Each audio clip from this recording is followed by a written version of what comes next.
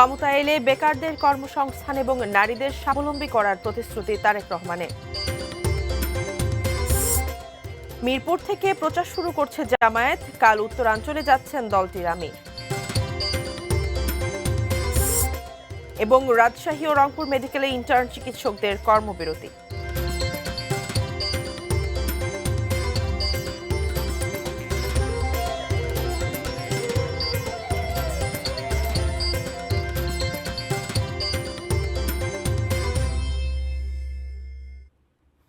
এটি নিউজ দেখছেন। সারা দেশের সর্বশেষ খবরাখবর নিয়ে এটি নিউজের নিয়মিত আয়োজন দেশের খবরে আমন্ত্রণ জানাচ্ছি। সাথে আছে আমি মারিয়া শিমু। শুনছিলেন নাসির সিনটেক্স অ্যালুমিনিয়ামের সৌজন্যে প্রধান শিরোনামগুলো। বিস্তারিত জানাবো এবং প্রথমেই বেলামের সৌজন্যে জাতীয় নির্বাচন ও গণভোটের খবর।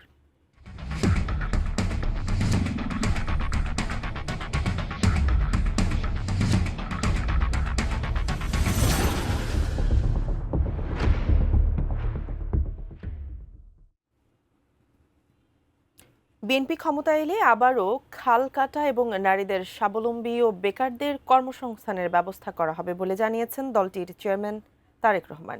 সিলেট আলিয়া মাদ্রাসা মাঠে দলের প্রথম নির্বাচনী সমাবেশে আজ এই প্রতিশ্রুতি দেন তিনি। বিগত 15-16 বছরে উন্নয়নের নাম করে কিভাবে দেশের মানুষের সম্পদ লুটপাট করে বিদেশে পাচার করে দেওয়া হয়েছে। বিএনপি ইনশাআল্লাহ 12 তারিখের ভোটে নির্বাচিত হলে আমরা আবার খাল খনন কর্মসূচি শুরু করতে চাই। আমরা গ্রামে গ্রামে শহরে শহরে সকল দুস্থ পরিবার যারা আছে, মধ্যবিত্ত নিম্নবিত্ত সকল পরিবার কাছে ফ্যামিলি কার্ড পৌঁছে দিতে চাই। বেকারদের জন্য আমরা কর্মসংস্থান তৈরি করতে চাই।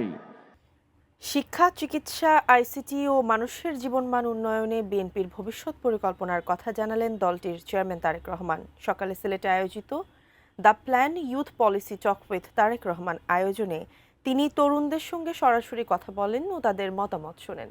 নাজির আহমেদের তোলা ছবিতে সিলেট প্রতিনিধি কামরুল ইসলাম মাহির প্রতিবেদনে বিস্তারিত। সিলেট সফরে গিয়ে তরুণদের কথা শুনলেন তারেক রহমান, দিলেন নানা জিজ্ঞাসার জবাব। বৃহস্পতিবার সকালে একটি অভিজাত হোটেলে আয়োজন করা হয় the plan youth policy talk with Tarique Rahman. সিলেটের 17টি প্রতিষ্ঠানের শতাধিক তরুণ এই আলাপচারিতায় অংশ নেন। সেখানে স্বাস্থ্য, শিক্ষা, পরিবেশ, কৃষি সহ নানা বিষয়ে বিএনপির ভবিষ্যৎ পরিকল্পনা জানতে চান তরুণরা। তরুণদের এসব প্রশ্নের জবাব দেন তারেক রহমান। বলেন, স্বাস্থ্যসেবা ব্যবস্থায় পল্লী চিকিৎসকদের দক্ষতা বাড়ানো, পাবলিক ও প্রাইভেট হাসপাতালের কার্যকর সমন্বয় এবং জনসচেতনতা বৃদ্ধি হতে পারে টেকসই সমাধানের মূল ভিত্তি।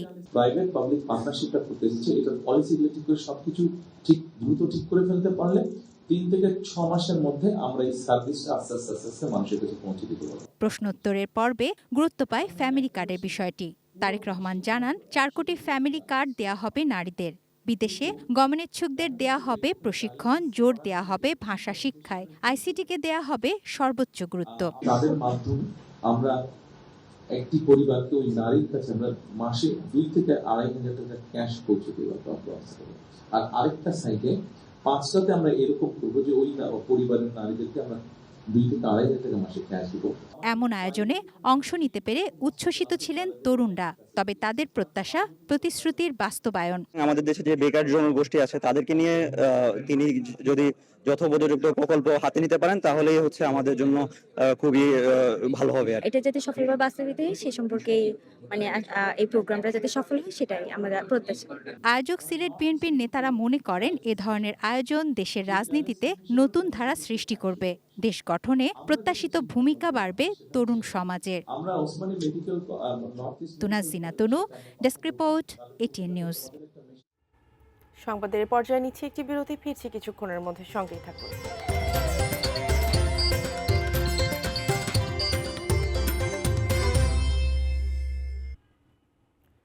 বিরতির পর আবারও আমন্ত্রণ সংবাদে।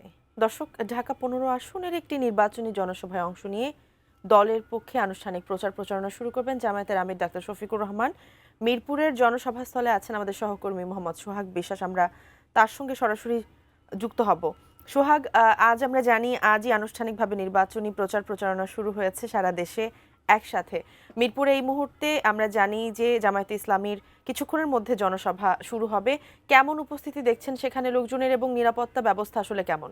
আজকে প্রধান অতিথি হিসাবে উপস্থিত থাকবেন জামায়াত ইসলামের আমির ডাক্তার শফিকুর রহমান। সীমা, আপনাকে আরেকটি বিষয় জানিয়ে দিচ্ছি, এই আসনটি অর্থাৎ ঢাকা ১৫ আসন, এই ১৫ আসনে দাঁড়িপাল্লা প্রতীকে নির্বাচন করছেন জামাত ইসলামের আমির ডাক্তার শফিকুর রহমান। তিনি মূলত এই আসন থেকে নির্বাচনী যে প্রচারণা সেটি শুরু করতে যাচ্ছেন এবং একই সাথে তিনি যেহেতু জামাত ইসলামের দলেরও আমির এবং একইভাবে যে তাদের যে ১০ দলীয় জোট রয়েছে সেই ১০ দলীয় জোটের প্রার্থীদেরও বিভিন্ন প্রচারণায় তাকে অংশ নিতে হবে। সে কারণে তিনি এখানে আনুষ্ঠানিকভাবে প্রচারণা শুরু করলেও আগামীকাল থেকে ঢাকার বাইরে উত্তরাঞ্চলের বেশ কয়েকটি জেলা তিনি সফর করবেন। তিনি উত্তরাঞ্চলের সফর শেষে একেবারে খুলনা হয়ে ২৭ তারিখের দিকে আবারও ঢাকায় ফিরে আসবেন। এই পুরো সময়টি জুড়ে তিনি দলের পক্ষে যে প্রার্থীরা রয়েছেন সেই প্রার্থীদের পক্ষে বিভিন্ন জনসমাবেশে অংশ নেবেন এবং সেই সব জনসমাবেশে দলের যে আগামী নির্বাচন নিয়ে তাদের দলের যে ভাবনা, ইশতিহার, সেই সব পুরো বিষয়গুলো তুলে ধরবেন। এই মুহূর্তে রাজধানীর যে মিরপুরে সিদ্ধেশ্বরী স্কুলের যে মাঠ রয়েছে সেই মাঠের পুরোটা কানায় কানায় পরিপূর্ণ হয়ে গেছে। এর মধ্যে সড়কেও নেতাকর্মীরা অবস্থান নিয়েছেন। আমি যদি কেন্দ্রীয় জামাতে নেতারা রয়েছে তারা যেমনটি এসেছেন, তেমনি ১০ দলের জোটের যে নেতারা রয়েছেন তারাও এরই মধ্যে এখানে এসে উপস্থিত হয়েছেন। বিশেষ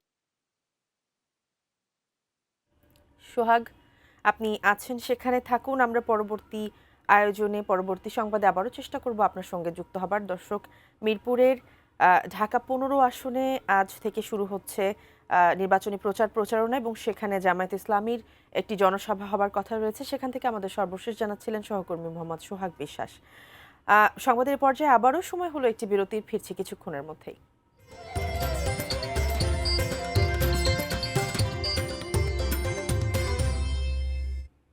বিরতির পর আবারও আমন্ত্রণ সংবাদে।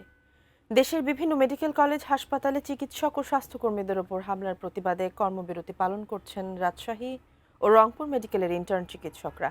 এতে ভোগান্তিতে পড়েছেন রোগীরা। হামলার বিচার ও নিরাপত্তার দাবিতে সকাল 10:30 থেকে মানববন্ধন ও অনির্দিষ্টকালের কর্মবিরতি শুরু করেন রাজশাহী মেডিকেল কলেজ হাসপাতালের ইন্টার্ন ডক্টর সোসাইটি। বেলা 11টায় তারা হাসপাতালের পরিচালকের কার্যালয়ের সামনে ঘণ্টাব্যাপী মানববন্ধন কর্মসূচি পালন করেন। মানববন্ধন থেকে 3 দফা দাবি জানান তারা। রংপুর মেডিকেল কলেজ হাসপাতালে ও চিকিৎসকদের উপর রোগী স্বজনদের হামলার প্রতিবাদে দ্বিতীয় দিনের মতো কর্মবিরতিতে রয়েছেন ইন্টার্ন চিকিৎসকরা। চিকিৎসকদের কর্মবিরতির কারণে বিপাকে পড়েছেন রোগী ও স্বজনরা। রংপুর মেডিকেল কলেজ হাসপাতালের ইন্টার্ন ডক্টর সোসাইটির সভাপতি ডাক্তার সাদমান মীর মিরাজ বলেন, মঙ্গলবার রাতে অপারেশন থিয়েটারে চিকিৎসকদের উপর রোগীর স্বজনরা হামলা চালায়। চরম নিরাপত্তাহীনতা থেকে তারা কর্মবিরতি কর্মসূচি পালন করছেন।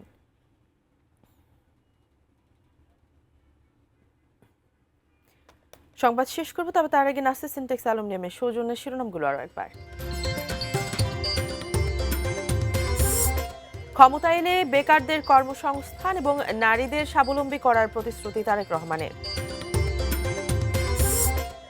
মিরপুর থেকে প্রচার শুরু করছে জামায়াত, কাল উত্তরাঞ্চলে যাচ্ছেন দলটির আমির। এবং রাজশাহী ও রংপুর মেডিকেলে ইন্টার্ন চিকিৎসকদের কর্মবিরতি।